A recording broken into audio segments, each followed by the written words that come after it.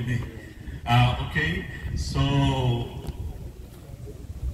my task is to give you a brief background how we acquired this property and later acquired by the CPUN.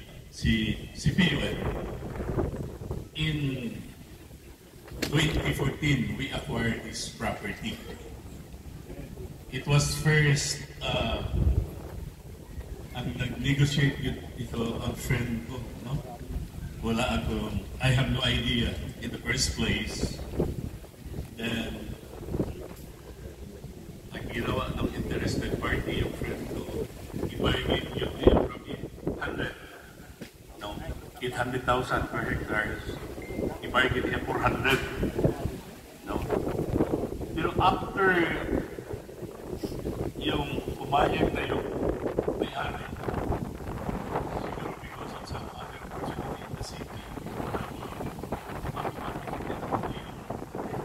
proposal din. So by the passage of time, since the broker is our common friend, we introduce again ang property without looking for the property. Inanong ko lang ilang hectares. Kahit for farmers, 5 hectares, tama-tama, pero 2 hectares, 3 hectares, murag bitin, no? From Davao City, you have to travel 15 or 20 minutes to this place. Parang lugi. 9 hectares, that's a good area. Then, sabi ko, may barangay road? Mayroong barangay road. May tanim, kunti lang. Yun ang gusto ko. As farmer, we don't like yung may kuwan na, no? Ang pinaka-importante, yung tayo talaga nag-start. Kaya by the time yung tanim natin will grow, parang ma-enjoy tayo kahit walang bunga. Basta may puno lang, okay na. So, yun.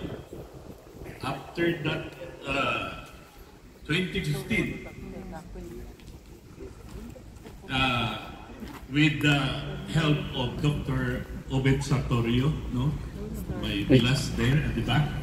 Siya talaga yung scout master. Siya yung mag-survey. Ako hindi ko na tinitingnan. Basta kung whatever be the recommendation of Dr. Obed, automatic ina-approve ko. No? So the family, we decided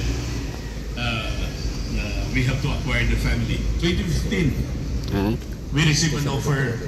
This particular place from Beka Homes, no?